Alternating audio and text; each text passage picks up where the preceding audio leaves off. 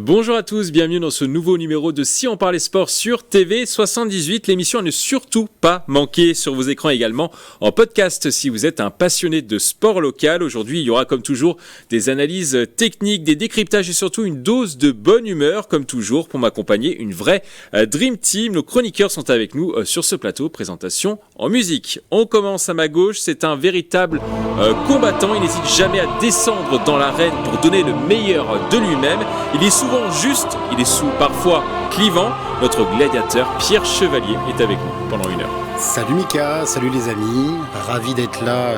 On s'est toujours monté vers les JO, en pleine forme. Oui, ça approche là. Ouais, il n'y a plus que, le printemps et l'été qu'on attend côté météo, mais à part ça, le reste des événements sportifs arrivent. On garde peut-être le soleil pour les JO justement. Ouais, ça serait une. Pas trop de soleil non plus pour les athlètes, pas de canicule. Pas trop chaud, ouais. Pas trop chaud pour les performances. Quand même pas trop chaud. On continue de l'autre côté. Musique, c'est un véritable passionné de sport. Il sillonne tous les terrains d'Île-de-France depuis plusieurs décennies. C'est une encyclopédie sportive dans tous les sports.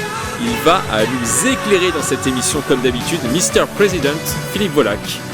Bonjour à tous. Orange est avec nous pendant une heure. Bonjour à tous. Toujours un plaisir d'être là. Donc voilà. Et je reviens d'un week-end en Bretagne où il a fait super beau. Donc voilà, ça change un peu, comme quoi, je veux dire, voilà. Donc en pleine forme. Pleine forme, pareil, les JO approchent. Les JO approchent, les fins de saison, 2 finales demain, rugby et foot. Et puis après, on va enchaîner directement avec le championnat d'Europe, le Tour de France et les JO. Oui, donc il y a de quoi faire, ça va. Il y a de quoi faire, ouais. On termine de l'autre côté à musique. C'est une légende vivante, un mythe, une véritable rockstar. C'est un pilier de cette émission, sans mauvais jeu de mots avec le rugby. Il est indispensable. Notre Jean-Miss National est avec nous pendant une heure. Bonjour Michael, bonjour Pierre, bonjour Philippe. Comment allez-vous, Jean ? Toujours pleine forme. C'est la forme. Je suis heureux de vous retrouver. C'est bien, je suis bien. J'attends aussi avec impatience ces Jeux Olympiques. L'Euro de football ? Pour aller me baigner dans la Seine. Ah oui, vous allez vous baigner dans la Seine. Oui, je vais y aller. Je vais aller faire un petit plongeon. Une bombe. C'est vrai que t'es un petit radeau perle. Alors, on l'a vu, Grégory Canalé n'est pas là autour de ce plateau malheureusement aujourd'hui. Il est forfait. Le bateau. Le bateau italien. Oui, c'est ça. Ouais. Vous allez faire l'envolée peut-être, je sais pas. Non. Pourquoi pas. Une belle petite envolée. Voilà. N'hésitez pas à le remplacer en tout cas. Il est remplaçable, c'est vrai. Ça va être compliqué de le remplacer, mais bon, on va tenter en tout cas de faire une super émission aujourd'hui. Alors, avant de passer au programme de l'émission, on va tout de suite parler de rugby. Plaisir est toujours en course pour la montée en Fédéral 1. Les Plaisirois se sont imposés face à Lormont. Le score 21-16. Pour Plaisir à l'aller, ils ont par contre perdu au retour 21-19. Ils vont affronter en 8e de finale Castillon à la bataille. Premier match ce dimanche 26 mai sur le terrain de Castillon dans le sud-ouest. La question sur cette thématique, Plaisir sera-t-il en Fédéral 1 la saison prochaine ? Allez. Partagez pour vous Jean, partagez pour vous Pierre et oui pour vous Philippe Volac. On va commencer par vous Philippe. On va faire un petit duel, allez. Je pense un petit duel entre Pierre et vous Philippe. Oh là là, ça vous fait mal trancherez ensuite Jean. Ouais. Bah oui. On commence par vous êtes seul contre tous, Philippe. J'ai affaire aux spécialistes. Non, j'ai dit, c'est vrai que on peut pas savoir, mais moi c'est tout ce que je souhaite qui passe, je veux dire. Je sais que Castillon c'est aussi costaud aussi, c'est costaud. Ils gagnent pas de beaucoup tous les matchs et et puis Plaisir, voilà. Donc là ils se sont qualifiés juste de 2 points. Un peu au forceps. Par rapport au forceps, mais bon, ils se sont quand même qualifiés. Est-ce que je laisserai les spécialistes parler ? Est-ce que c'est un avantage de jouer à l'extérieur le premier match et recevoir au retour ? Ça, je laisserai les spécialistes en parler. Mais moi, j'espère. J'ai dit oui parce que j'ai envie qu'il passe, j'ai envie qu'il monte. C'est un beau projet. Voilà. Et bon, c'est plus une envie. Voilà, c'est plus une envie. Après, ça va être serré. C'est sûr que là c'est le match coup près, je dirais. C'est les 2 matchs coup près et voilà, donc ils mériteraient même sur la saison, ils mériteraient de passer, parce que je crois même dans la poule où ils étaient, je crois que c'est les seuls qui sont encore qualifiés, puisque Saint-Malo s'est fait éliminer, l'Heureux s'était fait éliminer justement, je crois, par Castillon en plus, pas de beaucoup. Et je pense que ça va être très serré, mais on va voir après le match aller. Mais je laisse les spécialistes en parler. Pierre Chevalier, qu'est-ce que vous répondez à Philippe Volac ? Je réponds que la difficulté, c'est d'avoir des certitudes dans ce sport, d'une part, et dans les périodes de phase finale, d'autre part. On en a souvent parlé sur ce plateau. On souhaite à Plaisir, après 8 saisons en Fédéral 2, le boulot qu'ils ont fait en profondeur de structuration, de renfort, d'esprit du groupe, ça fait 2 ans qu'on bataille dans la même poule en Fédéral 2 et en Fédéral B.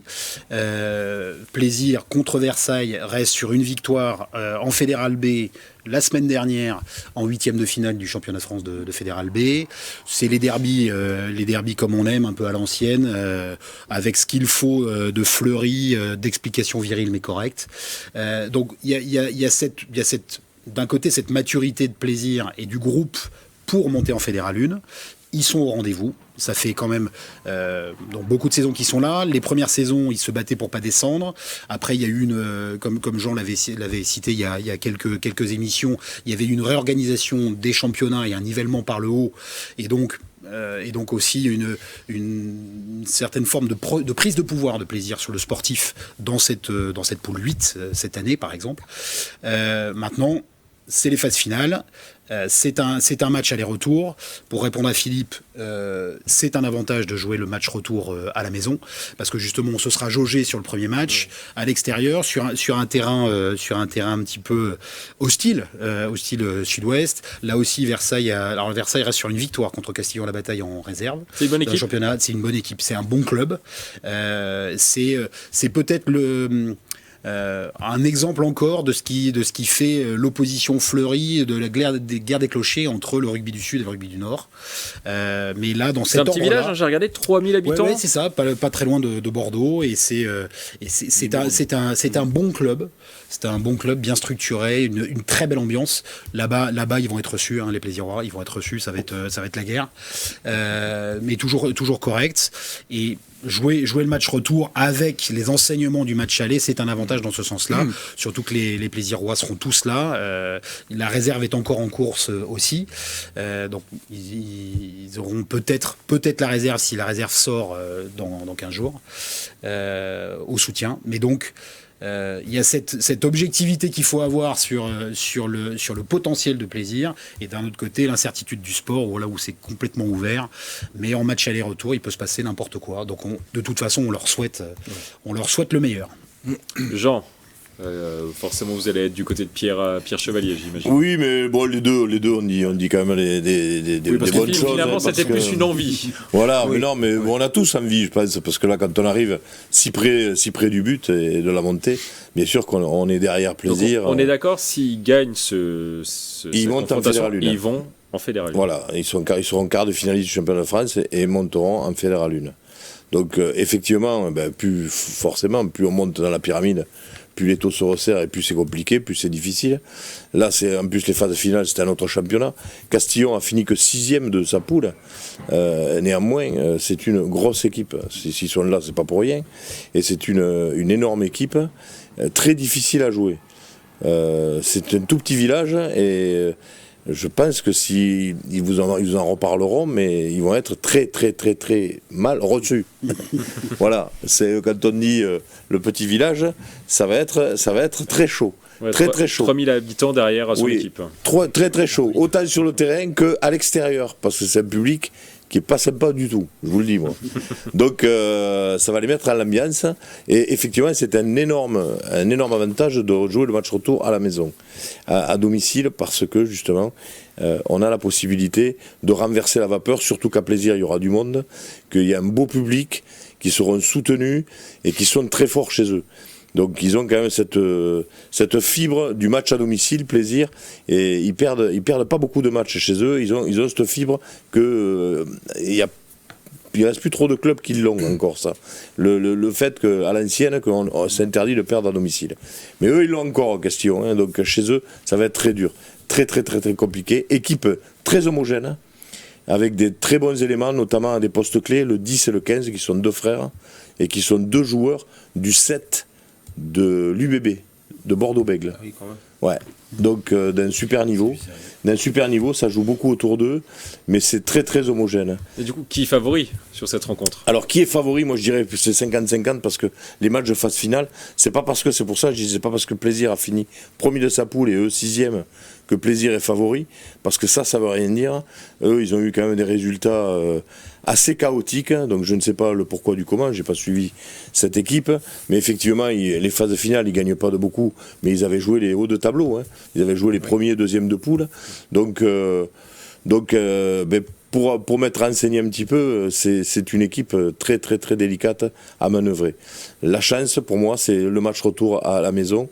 Je leur souhaite le plus grand bien à Plaisir et de franchir cette marche qui serait énorme parce que Fédéral 1 c'est vraiment c'est vraiment une énorme marche à franchir et il faudra après se restructurer, enfin continuer dans la structuration. Ça va pas être évident, mais on n'y est pas encore. De la même poule, la saison dernière, Le Havre et Courbevoie l'ont fait. Donc de monter et de se maintenir en Fédéral 1. Donc c'est ça aussi, ça sera le deuxième enjeu. Après cette marche franchie, ça sera le deuxième enjeu. D'abord la montée. Ouais. Est-ce que ce match d'avant contre Lormont n'a pas créé du doute peut-être du côté de Plaisir? Ils ont perdu à domicile, de peu certes, mais ils ont perdu quand même à domicile. Est-ce que ça n'a pas, Pierre Chevalier, eu un impact peut-être dans le vestiaire, cette défaite? Je crois pas parce qu'en fait il passe, mais il passe quand même ric-rac. Lormont dans ce club-là. Mais justement, c'est toute la finesse et toute la beauté des matchs aller-retour à cette phase des phases finales, parce que ils avaient fait le job à l'aller, Plaisir, en s'imposant là-bas, et après d'une certaine manière les autres ont remis un petit peu les pendules à l'heure, mais avec ces deux points qui finalement font la différence à la fin. Après c'est un autre match, Philippe Volac, finalement. Au prochain tour. C'est complètement différent, je veux dire. Et là, ils savent en plus que c'est la dernière marche pour pouvoir accéder à la Fédérale 1. Donc, je pense. Il ne va pas y avoir trop de stress justement du côté des joueurs.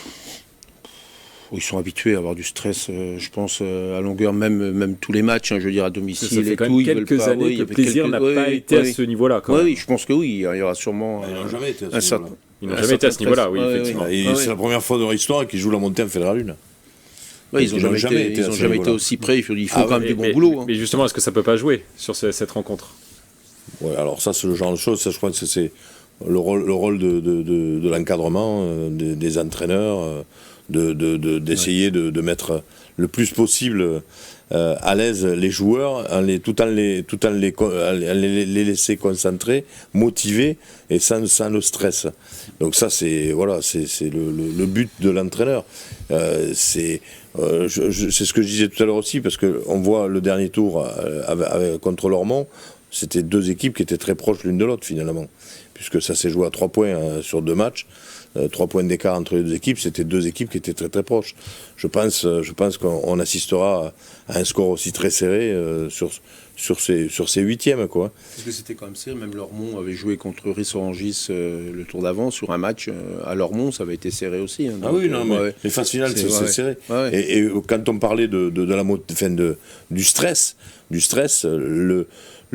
stress peut être du stress positif, surtout quand on joue le match retour à la maison et que c'est le match de la montée.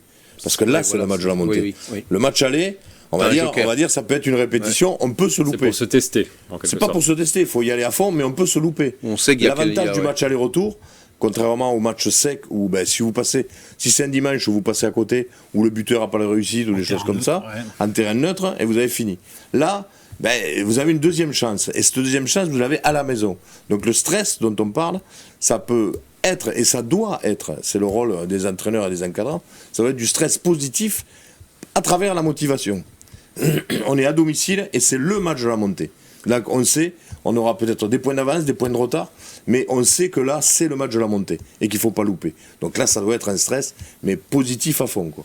Très rapidement, autour de cette table, un petit pronostic qui passe. Pierre Chevalier. Allez, je dis plaisir.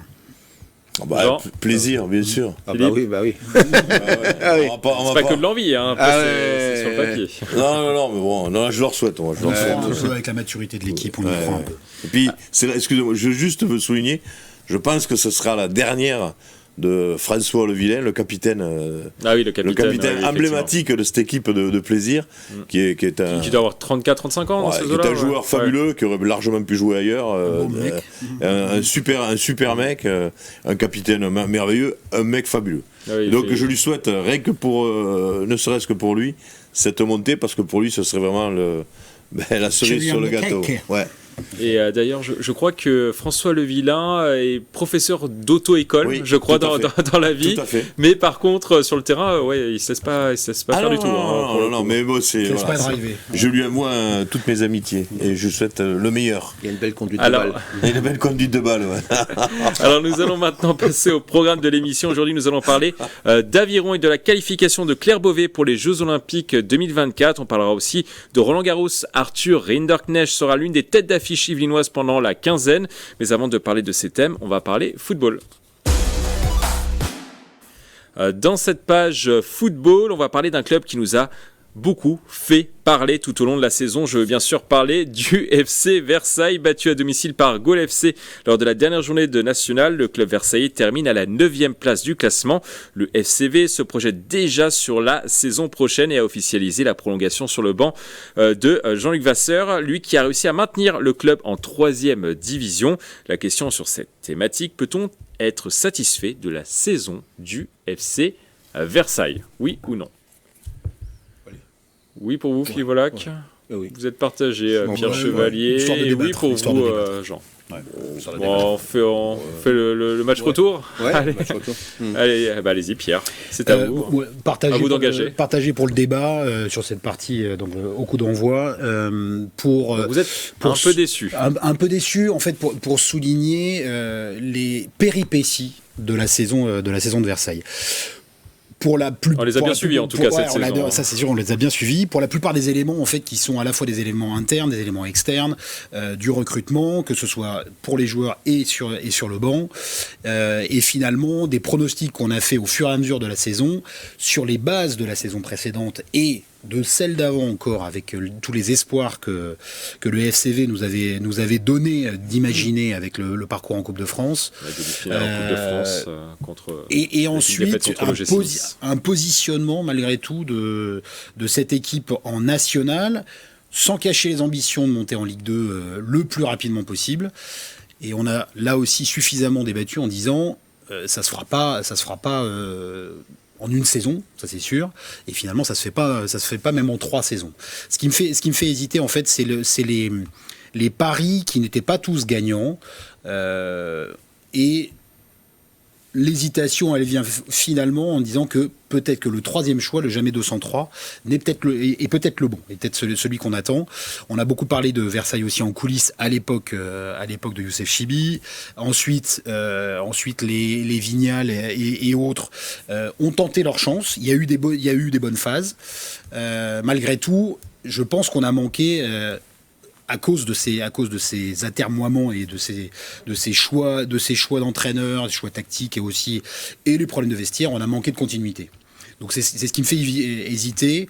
Et je me souviens aussi des débats qu'on a eus sur ce plateau, quand on se demandait si Versailles avait le choix dans la date sur les différents matchs retour, les derniers matchs qui restaient, et est-ce qu'ils allaient pouvoir finir dans les 5.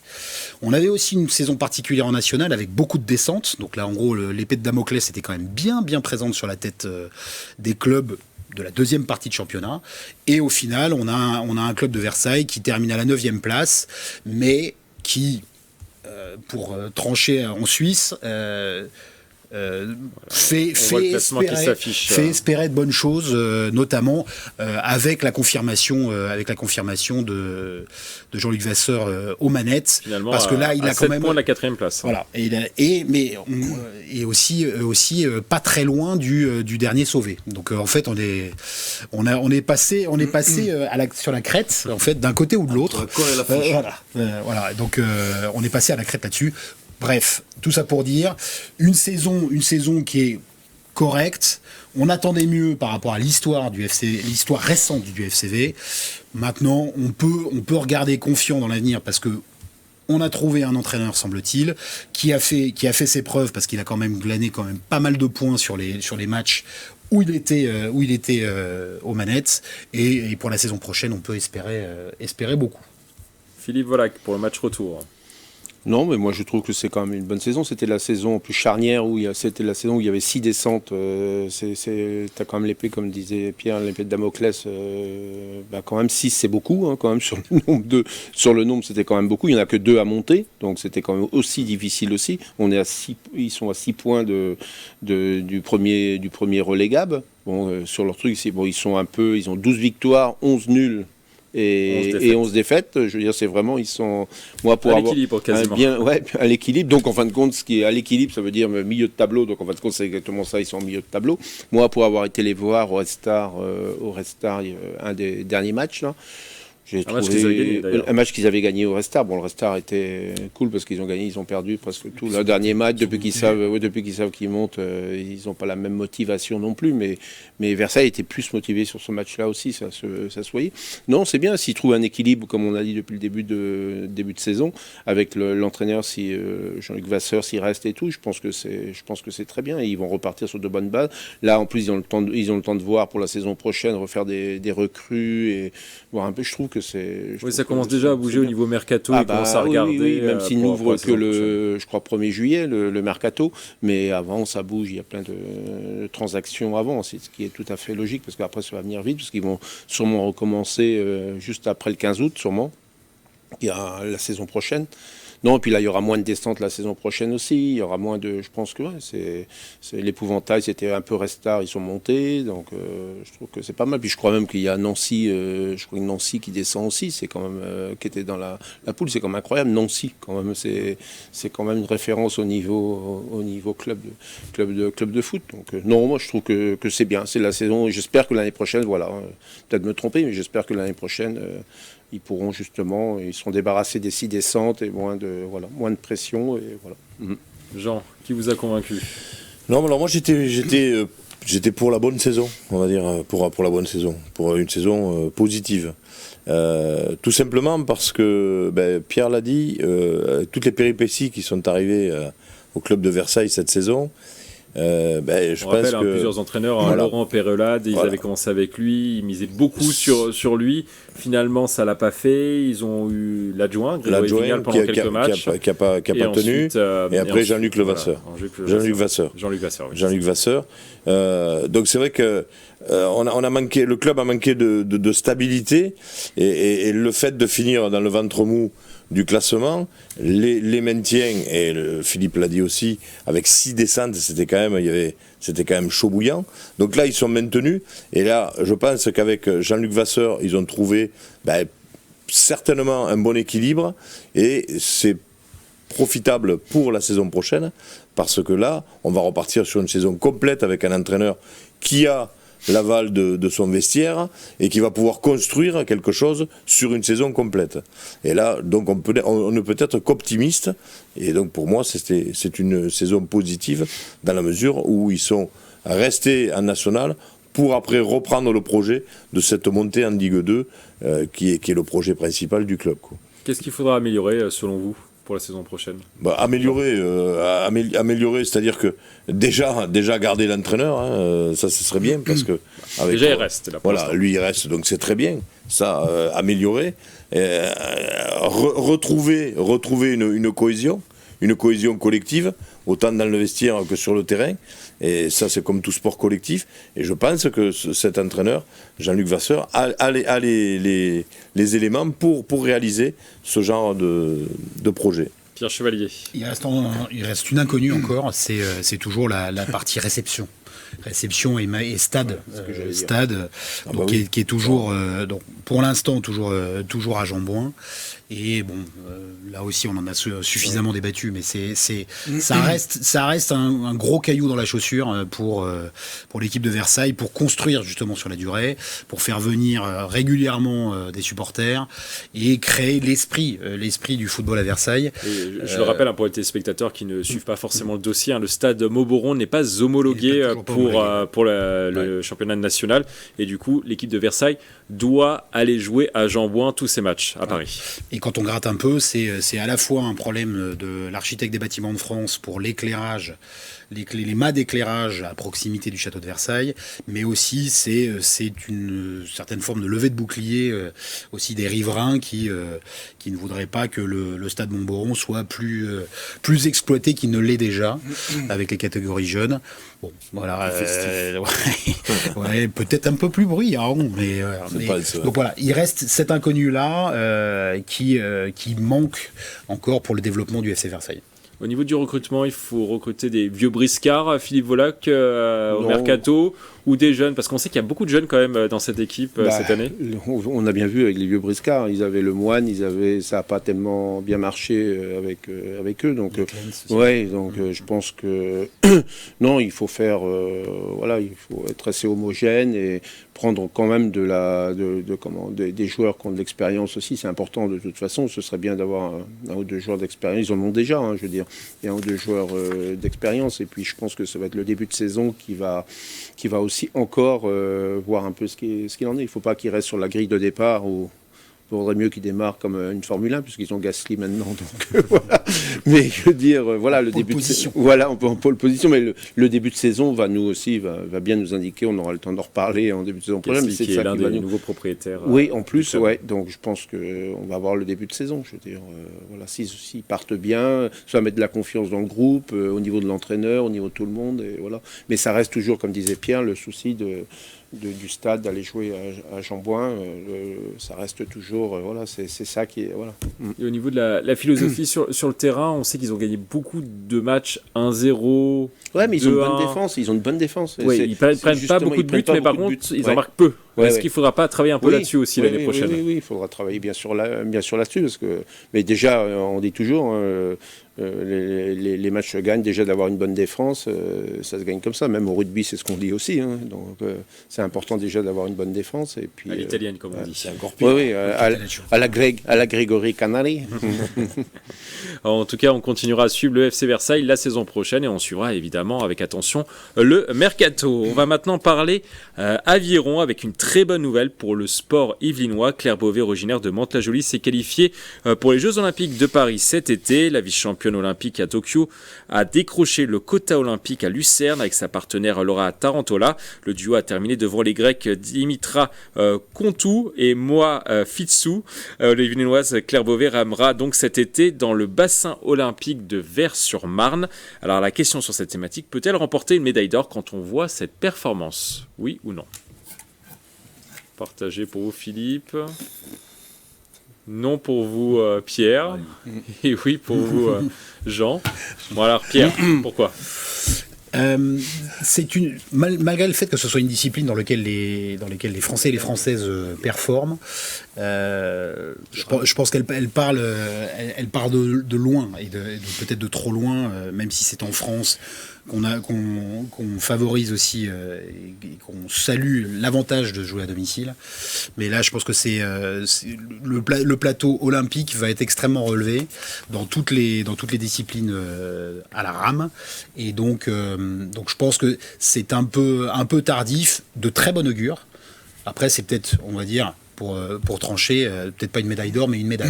C'est ce qu'on pourrait espérer et parier. Elles avaient fait médaille d'argent à Tokyo lors des derniers Jeux Olympiques. Cette confirmation-là. Philippe Volac. Oui, c'est tout le mal que je lui souhaite, mais c'est vrai que déjà une médaille, c'est déjà beaucoup aux Jeux Olympiques. Et bon, c'est vrai que je rame un peu, c'est pas mon truc, mais voilà. mais je veux dire, ils n'ont pas beaucoup gagné au championnat d'Europe et ils n'ont jamais gagné au championnat d'Europe. Ils n'ont jamais gagné. Ils ont fini toujours deuxième, troisième. Voilà. Bon, là, ils ont fait une super performance. Contre les Grecs, ils ont mis 2 secondes 97, je crois, pour dire. Ils ont fait une démonstration, une super finale, une démonstration. Mais c'est ce qu'il disait. Il dit il y a quand même les Roumains, il y a les Britanniques. Voilà, c'est les courses. Voilà, c'est quand même difficile parce que je crois que ça joue c'est à Vers-sur-Marne, je crois. À Vers-sur-Marne, effectivement. Voilà, c'est ça. Mais voilà, après, voilà. Donc, avec apparemment un plan d'eau où il y aura beaucoup de vent aussi. Je ne sais pas si ça peut être un avantage ou un inconvénient pour Claire Beauvais et sa coéquipière. J'ai été voir un test là-bas aussi à Vers-sur-Marne, un test pré-olympique. Il y a du vent. Il y a du vent. Ah bah oui, c'est carrément, je veux dire, c'est la base de loisirs, c'est comme si c'était une plaine. Mais c'est tout le mal que je souhaite. J'espère qu'ils vont réussir. Bon, en aviron, on a toujours été en France quand même pas mal bon quand même. Je veux dire, on a eu des bons athlètes.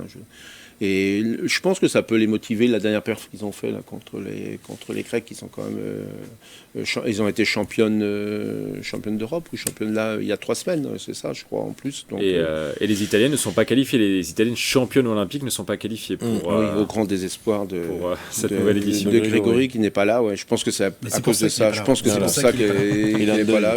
Ouais, c'est ça. C'est ça. Donc, il est parti à Bayonne, je crois qu'il est parti. Comme pour l'aviron, donc voilà, il est parti voir le rugby. Jean, qu'est-ce que vous en pensez, vous? Alors moi, j'ai dit médaille oui. d'or, attention. Hein. Ouais, mais j'ai dit oui. J'ai dit oui, pourquoi? Parce que elles ont été déjà médaille d'argent, elles ont l'expérience du niveau, et elles sont en forme au bon moment. Donc j'ai dit, c'est banco, ça passe, parce que justement, c'est ça le but, c'est surtout le meilleur d'un sportif, c'est d'être en forme au moment de la compétition, à l'instant T. Là, elles montrent qu'elles sont plein gaz et prêtes pour les Jeux Olympiques. Donc l'expérience, la forme du moment, je dis, je mets un ticket, médaille d'or. Surtout qu'elles sont arrivées un petit peu, on va dire, à l'aveugle. Pendant plusieurs semaines, il n'y a pas eu de grosses compétitions. Ouais. Elles sont arrivées le jour J, il fallait sortir la perf. Voilà. Elles l'ont fait. Et justement, et c'est là qu'on voit qu'elles sont pleines d'expérience, parce que c'est là les grands champions. Au moment où il faut, on est présent, on répond présent. Donc là, j'y crois.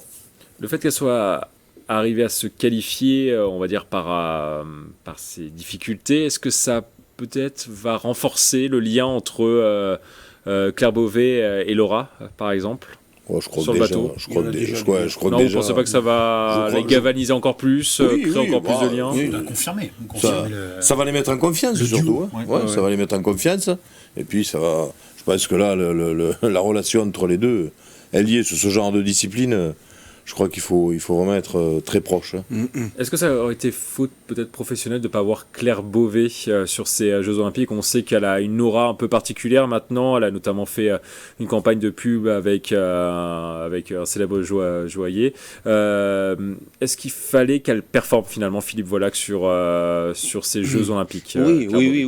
Il y avait de la pression déjà par rapport à ça. Mais bon, une faute professionnelle, je ne sais pas si on peut appeler ça une faute professionnelle. Après, c'est tellement pour se qualifier. Il y a tellement de paramètres, on le voit en athlétisme. Kevin Mayer qui est pas encore qualifié, il va jouer sa qualification alors qu'on lui prédisait que sur l'athlétisme c'était peut-être même la seule médaille d'or et qui n'est pas encore qualifié. Justement, comme Jean le disait, il faut être au moment, il va peut-être faire j'espère une super perf avant et il va être là au moment qu'il faut. Voilà, c'est ça. Donc il a eu des blessures, il a eu tout ça.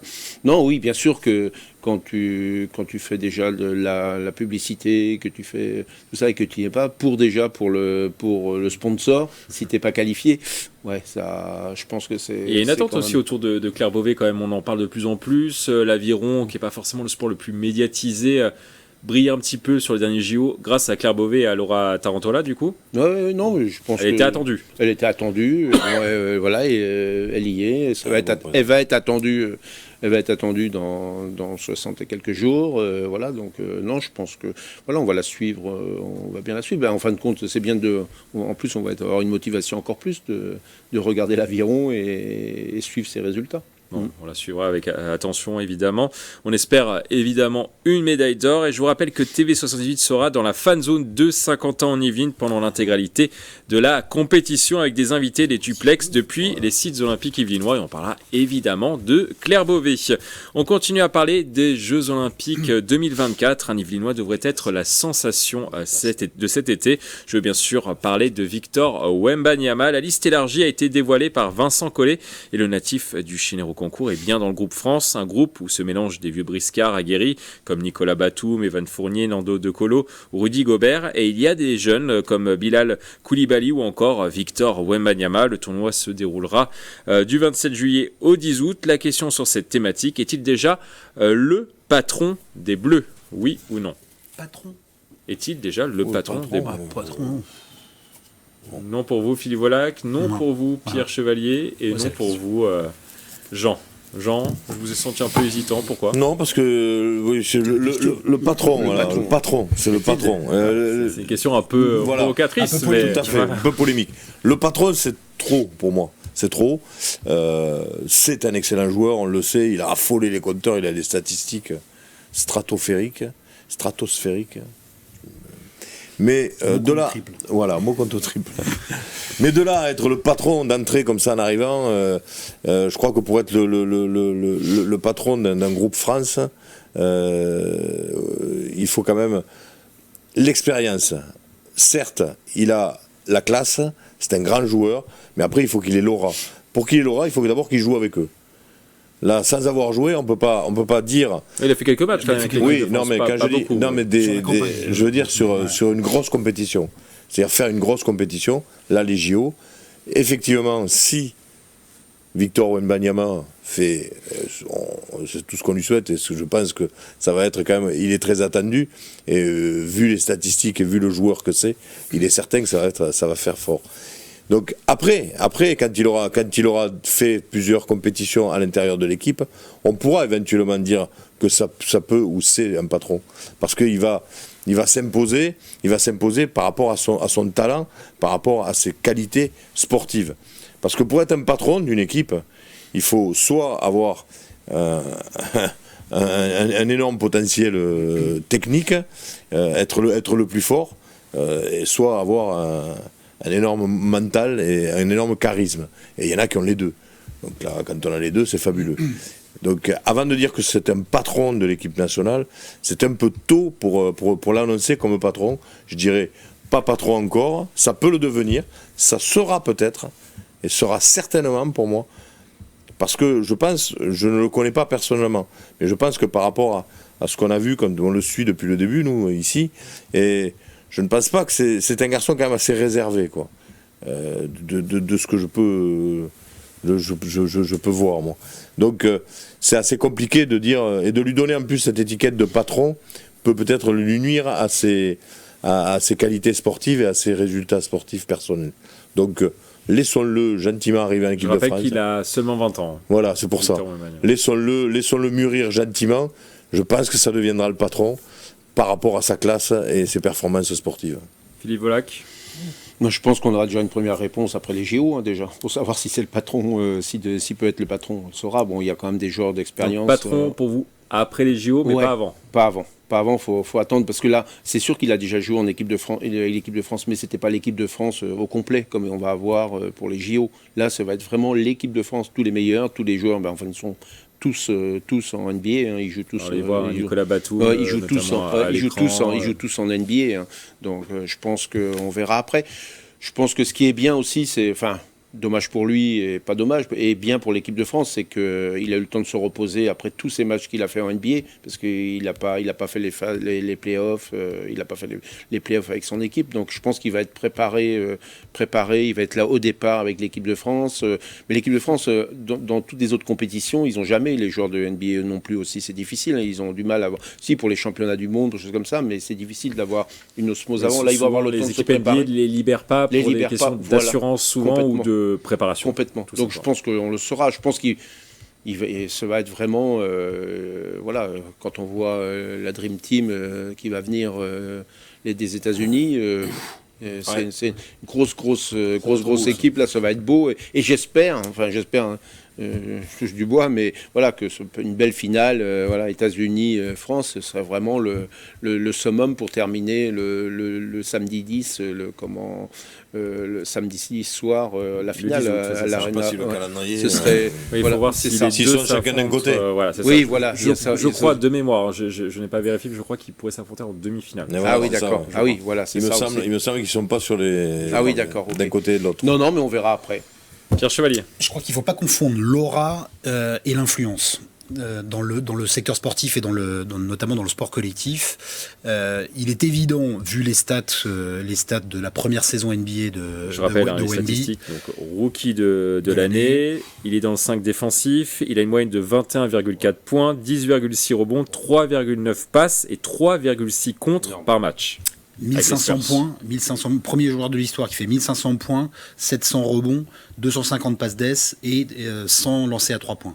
C'est des statistiques complètement affolantes. Donc, il n'y a aucun mystère pour aucun d'entre nous ici que ça sera un des gros monstres du basket mondial. Oui, mais justement, quand on voit ces statistiques-là, on se dit c'est peut-être le taulier. Oui, mais et on l'a vu d'ailleurs, on l'a vu avec les Spurs de San Antonio. Il peut pas tout faire non plus. C'est-à-dire que c'est pas affoler les compteurs et emmener tout le monde dans son sillage. Au final, il a des stats de Maboule et San Antonio termine avant-dernier de sa conf. Donc au basket et dans un sport collectif, il ne pourra pas tout faire. Ce qui peut être une bonne chose, c'est que Vincent Collet le connaît bien. L'avait eu au Mets quand il était encore tout jeune, le retrouve maintenant en équipe de France et va lui préparer un tapis rouge pour la campagne olympique. Mais je suis d'accord avec mes petits camarades, il est évidemment trop tôt pour lui donner un costard trop grand. Donc déjà, un costard trop grand pour lui, va falloir tailler sévère et prendre beaucoup de tissu, mais il y a suffisamment d'expérience, il y a suffisamment de vieux briscards dont on parlait tout à l'heure dans cette équipe de France, déjà pour donner de belles promesses et pour lui permettre de bien s'intégrer dans le groupe France. Et à l'inverse, le groupe France va bénéficier de son aura et de son potentiel. Mais évidemment, là, il est un peu trop tôt pour lui donner les clés du camion. Mais je suis d'accord avec Jean, ça ne saurait tarder. Et justement, laissons-lui le temps de continuer à maturer en NBA et puis en équipe de France. Et ça arrivera. Il va prendre le pouvoir. Là, sur cette campagne olympique, les conditions sont déjà très très bonnes pour un titre France, pour une médaille pour le groupe France. Il y prendra une part sur le parquet avec je pense là aussi des stats et une influence naissante, mais peut-être avec son rôle de joueur star. Ça va pas créer des frictions peut-être avec Rudy Gobert qui était un petit peu la star ces dernières saisons, Philippe Volac? Non. Par contre, à l'intérieur, ça va être costaud. Ouais, ça va être costaud parce que c'est pas des tendres, c'est le cas de le dire. On voit ce qui se passe des fois en NBA et tout ça, mais non, je pense que ça va être le collectif. Rudy Gobert, 4 fois meilleur défenseur de la NBA. Ouais, voilà, c'est ça. Et non, le but c'est d'être l'esprit collectif, l'esprit France, l'esprit tous vers un même but, être champion olympique parce que faut pas cela. Le but c'est d'être champion olympique, même s'il y a une grosse équipe, mais au niveau de la NBA, des États-Unis. Mais bon, non, je pense pas que ça va. Je pense pas, non. Et puis il y a Vincent Collet, il sait comment Voilà, là t'es en équipe de France, il y a eu la même chose avec Tony Parker aussi, on aurait pu dire aussi, et il n'y a pas eu, voilà. Non, je pense que j'ai jamais entendu de grosses polémiques, moi, au niveau de l'équipe de France de basket, comme il y a pu en avoir dans d'autres sports collectifs, Non, je pense il y a une bonne ambiance. Je pense qu'il y a une bonne ambiance. Puis en plus, ils sont tous de NBA en plus. Oui, ils sont quasiment tous en NBA, effectivement. Ou dans les grands clubs. Même presque tous en NBA, on va dire je crois bien. 80% en NBA. En plus, Alors, en tout cas, les Bleus vont affronter l'Allemagne, championne du monde en titre dans leur poule, le Japon et un qualifié de dernière minute. Ça, on ne connaît pas encore l'adversaire, mais voilà. sur le papier, c'est quand même plutôt abordable. On suivra évidemment Victor Wembanyama pendant les JO. Le tournoi se déroulera donc du 27 juillet au 10 août. On va maintenant parler tennis. Si les Jeux Olympiques sont dans moins de 3 mois, Roland Garros débute ce week-end et un Yvelinois pourrait réussir à passer quelques tours. C'est Arthur Hinnerknecht, originaire de Saint-Germain-en-Laye. Le tennisman s'est retiré de l'Open Park de Lyon car il était malade pour se concentrer sur Roland Garros. Il jouera son premier tour contre l'Australien Adam Walton, un joueur de 25 ans qui est 95e joueur mondial. Lui est actuellement à la 73e place mondiale. Il pourrait d'ailleurs intégrer le groupe France pour les JO cet été. La question sur cette thématique, peut-il devenir la tête d'affiche française sur ce Roland Garros ? Non, pour vous, Philippe Volac, c'était un vrai nom. Hein. Oui. Un vrai nom. Oui, pour vous, Pierre, et vous êtes partagé. Bon, le troisième match, le match encore retour. Philippe Volac, vous commencez. Petit duel entre vous et Pierre. Tête d'affiche, je sais pas. De toute façon, je vois même pas un Français tête d'affiche. C'est surtout ça qui est le plus désespérant, je veux dire. C'est comme d'autres années, au deuxième tour, au troisième tour, il n'y a plus de Français. Donc ça fait un peu peur. Quand on voit les résultats, les derniers résultats de tous les Français, c'est pas top. Il y en a 3 qui peuvent encore se qualifier, qu'on fait les qualifications, qui peuvent se qualifier pour dimanche, le début. Certes, il a un bon tirage il a quand même un bon tirage par rapport à d'autres Français, les tirages qui ont. Je ne sais plus qui c'est qui rencontre Djokovic en plus. Je crois que c'est Humbert. Hein. Oui, Humbert. Et c'est lui 17e mondial. Voilà, et c'est lui qui est normalement qui a le plus de chances d'aller loin et il rencontre. Il va tomber d'entrée. Voilà, il va tomber dans. Il va sûrement tomber d'entrée de toute façon. Mais voilà, on sait pas. Oui, on sait pas. Mais bon, voilà. Mais je trouve que là, non, on est dans une période très creuse au niveau du tennis français, mais que ce soit masculin ou féminin. On est vraiment dans les. Ouais, on voit pas qui pourrait faire un résultat, mais peut-être qu'il va sortir. Classement, Moutet 79e joueur mondial, Monfils 38e joueur mondial, Gasquet 124e joueur mondial, Hugo Humbert du coup 17e joueur mondial, Arthur Fils 30e joueur mondial, Manarino 22e et Arthur Cazot 77e joueur mondial. Dans les meilleurs Français. Et il y a un jeune qui arrive là, Péricard, je ne sais plus comment son nom, qui a gagné hier contre Gaston à Lyon en quart de finale, qui va faire son premier, qui a 20 ans, qui fait 2m11, contre Gaston qui fait 1m60 et quelques. Et c'est vraiment un joueur qui va intégrer le top 100. Mais je vois pas, non, je peux pas dire que voilà, je peux pas dire ça parce que beaucoup de joueurs bien placés, mais effectivement pas dans le top 10. Bon, il y aura sûrement un joueur qui va percer, qui va faire des exploits. On en a toujours un chaque année à Roland Garros. Mais bon, lequel ? Alors là. Hinnerknecht peut-être. Oui, j'espère. C'est tout. Ah ouais, c'est tout le mal que je souhaite. J'espère qu'il a un bon tirage déjà au premier tour. Donc de ne pas rater la marche déjà, et c'est important. Pierre Chevalier. C'est justement parce que c'est morne pleine que peut jaillir la lumière du département des Yvelines qui est tellement fournisseur de talent. On en parlait pour Wemby, mais donc Arthur, on en parle depuis toujours sur ce plateau et on le suit beaucoup. Dieu sait que sa carrière est en dents de scie. On a commenté autant ses coups d'éclat, notamment à Melbourne, que ses échecs. C'est vrai que le tennis français est pas dans sa meilleure forme au moment de commencer Roland-Garros et d'anticiper sur le tournoi olympique chez les garçons et chez les filles. Mais je trouve aussi que même le plateau est à cette image-là aussi. On ne sait pas très bien comment se positionner. Je prends l'exemple de Dominique Thiem là, qui repasse par des qualifs et qui dit en gros j'ai eu plein d'occasions d'avoir ma place dans le tableau, mais finalement je les ai pas prises et j'ai pas participé j'ai pas gagné quand il fallait. Donc il repasse par les qualifications. Donc un Arthur qui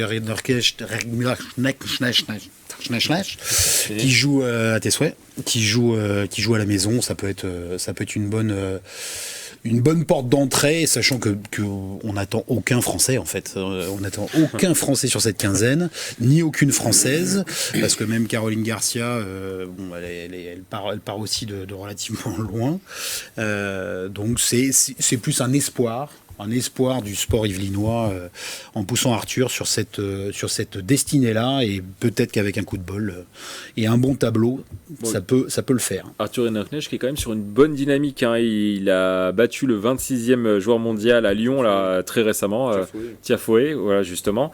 Il a été titré aussi à Lille sur un challenger, bon, qui n'est pas forcément un immense tournoi, mais qui est quand même un challenger. Jean, quand même, ça donne de l'espoir quand même. Mais bien sûr, tant qu'il y a de l'espoir, il y a la vie. Ou c'est le contraire. Mais bon. Ça marche, moi j'ai fourché aussi. Ça peut marcher aussi. C'est pour moi là. Voilà. Non, mais force de reconnaître quand même que la période des foins. La période creuse du tennis français, elle dure depuis très longtemps. Et que moi je suis partagé parce que là pour l'instant, alors certes Arthur, pour pas écorcher son nom, je vais dire Arthur. J'aurais dû faire ça. Voilà, Arthur fait, tu l'as dit, de bonnes prestations ces derniers temps. Mais bon, une fois de plus, malheureusement, je crois que je suis un petit peu comme beaucoup. Après, c'est peut-être son année, peut-être. Hein. Son meilleur résultat en Grand Chelem, c'est 3e tour sur l'US Open contre Rublev en 2023. À Roland-Garros, c'est 2e tour en 2023. Mais voilà, non mais. C'est-à-dire qu'on... il peut égaler déjà son record, déjà. Voilà, mais on attend autre chose, quoi. On attend... Yannick Noah de 93. Bon, 83. 3, comme même pas 93. 10 de plus. 10 de d'air. Oui. Ça remonte un peu plus. Alors, vous vous rendez compte. Non, mais c'est pour ça. Là, je fais partie... je fais l'avocat du diable, mais un petit peu le ras-le-bol, parce que Roland Garros, ça fait des années où il n'y a pas de Français en phase finale, quoi. La deuxième semaine. Et voilà, dès la deuxième semaine, il n'y a plus de Français. Donc, alors, c'est pessimiste de ma part. Hein. Je lui souhaite le plus grand bien à Arthur. Hein. Comme le dit Pierre, peut-être que la lumière viendra des Yvelines, peut-être. C'est tout ce que je lui souhaite, mais personnellement, j'y crois pas du tout. Donc, comme ça. Oui, il y aura peut-être le passage de la flamme avant. Voilà. Pour allumer les espoirs. Après, savoir si pour ces rencontres lors du tournoi, est-ce qu'il a le choix dans la date pour jouer ses matchs, ou est-ce qu'ils sont imposés? Ça aussi, ça peut jouer aussi. Mais quand même, voilà. Moi, je lui souhaite que ça. J'aimerais être le Grégory Canalé du plateau, c'est-à-dire faire un faux pronostic. Non, faire un bon pronostic et que le contraire arrive. C'est l'inverse qui se Après, il avait quand même prédit la défaite du PSG. Donc, ça, c'est pas compliqué, par contre. Moi aussi, j'avais prédit. Il avait prédit la défaite ou la non-qualification du bateau italien, ou Ah oui, ça, je suis pas sûr. Ça, je suis pas sûr. On lui demandera la prochaine fois quand il sera là. Il y avait des victoires. Juste un truc, il y a un match que je veux voir quand même, parce que c'est quand même... Zverev contre Nadal, le premier tour, ça va... Ah oui, le tirage, le tirage, il a eu... Après, il a un tirage un peu plus favorable, mais il faut qu'il passe... Ah oui. Là, il y a un gros qui tombe d'entrée. Et pour revenir très rapidement sur Arthur Hinnerknecht, pour terminer, il pourrait participer aux Jeux Olympiques, hein, je disais tout à l'heure, parce que Manarino ne veut pas participer aux Jeux Olympiques, parce que la terre battue, ce n'est pas sa surface de prédilection. Du coup, il veut se retirer, tout simplement. Donc, ils sont 3 pour le 4e ticket pour les Jeux Olympiques: Cazaux, Hinnerknecht et Moutet. Qu'est-ce que vous en pensez? J'espère que ce sera lui. Bah oui. Voilà, c'est tout. J'en pense. Les 3 sont dans un mouchoir de poche au niveau du classement mondial. Voilà, ils sont à peu près. Au niveau classement, ils sont à peu près au même niveau. Au niveau classement, ils sont peut-être dans un mouchoir de poche, mais là, par contre, j'irai j'irai sur Arthur, parce qu'il est en forme en ce moment. On vous l'a dit tout à l'heure. Il a fait des belles performances cette année. S'il fait un bon Roland-Garros, ça peut l'emmener vers les Jeux Olympiques. Voilà, il prend ses marques. Là, il prend ses marques. Voilà, s'il peut confirmer sur ces belles prestations actuelles, ça peut l'amener aux Jeux Olympiques. Les Jeux Olympiques qui se dérouleront dans le stade de Roland-Garros. Tout à fait. C'est à Paris, les JO? C'est à Paris, les JO, effectivement. Ça change tout. Ça change tout. Ça fallait nous le dire. S'il ne réussit pas, il s'appellera toujours Arthur. Il se fera Arthur. Alors, on va terminer par du tennis. Ce 22 mai, le tennisman russe Daniil Medvedev, numéro 5 mondial, est venu inaugurer un équipement sportif à Maisons-Laffitte. Le vainqueur de l'US Open 2021 a passé 3 saisons au sein de ce club de 2014 à 2016. C'était la première fois qu'il revenait dans la ville. Alors, on valide ou pas le nom de Daniil Medvedev pour un équipement sportif dans les Yvelines? Oui, On mais fait pas de politique. On est Bah non, Non, voilà. On fait pas de politique, on fait du sport. C'est sportif. c'est une émission sportive, donc on valide largement même. Vous en pensez quoi du coup, de Dani Medvedev justement qui a joué 3 ans aussi à Maison Lafitte, il faut le retenir. Voilà. C'est un joli Vous le saviez déjà? Ouais, c'est un joli clin d'œil. Vous le Je saviez, trouve que Phil, c'est parce que j'ai regardé. J'ai bossé avant. Ah, Donc t'as les notes, tu ouais, comprends. non, mais c'est T'as les notes. c'est ça. Non, mais il a été lancé par parce qu'il a que 25 ans qu'il a 28 ans. 28 28 ans. ouais. quand même. Il Ah, a mais tout à fait. Il a bossé, mais pas tout raté, à alors. Il y fait. avait 3 ans, c'est il y a 3 ans. Ah, c'est il y a 3 ans, donc il avait Tes 25 notes, ans. voilà, Ils tes l'ont notes, relancé il y a 25 ans. Voilà, Ça. tes notes, elles sont de Ouais, 3 ans. c'était juste derrière. Regardez Ouais. dans le quid et pas sur, pas sur Non, Wikipédia. puis en plus, je trouve que c'est bien juste avant Roland Garros. Je pense que c'est super. C'est un bon clin d'œil au club déjà. Ouais, il a pu un bon rencontrer clin d'œil. aussi le personnel du club, Ouais. les jeunes aussi Ouais, du ouais, club. ouais. Et en fin de compte, c'est quelque chose. C'est pour les remercier en fin de compte. Donc je trouve que c'est pas mal. En plus, il a une chance aussi de gagner Roland Garros. Hein. Tout est possible avec lui. Hein. Il a dit que c'était quand même pas sa cinquième. surface de prédilection. Non, mais bon, Mais, il n'y a pas il peut gagner. de, pas de joueurs au niveau, voilà, comme on dit nous, les Français, il n'y en avait pas, mais qui va gagner je peux pas dire qui c'est qui va gagner. Avant, on disait toujours c'est Nadal tout le temps, mais voilà, mais maintenant il n'y a plus Nadal, donc tout est possible parce que c'est complètement, ils se tiennent, tous les joueurs dans les 10 premiers, ils se tiennent. S'il fallait remettre une pièce dans la machine, c'est de dire à nouveau que peut-être qu'il nous manque des champions qui durent dans le tennis français pour pouvoir donner un nom à tous les stades, de tennis de France. Il y aura peut-être un stade Rainer Knecht, peut-être. Mais là, il faut une grande affiche, il faut une grande pancarte. Mais non, c'est bien de voir la reconnaissance d'un joueur international de très haut niveau qui a joué à Maison et qui a la reconnaissance quand même Qui revient à la maison. qui revient à la maison et qui offre son nom. Ça c'est très bien avec la communication et autres qui va autour. C'est très bien pour le club de Maison Lafitte. Donc Jean valide. Ah bah bien sûr, il revient à la maison. Alors c'est déjà la fin de cette émission. On va terminer comme d'habitude par une citation. Aujourd'hui, je vous propose une citation du tennisman Rafael Nadal. Combien de titres Rafael Nadal à Roland Garros? 9. 9? Un peu plus. Un peu plus 11. 15. 14. Voilà, vache. 14.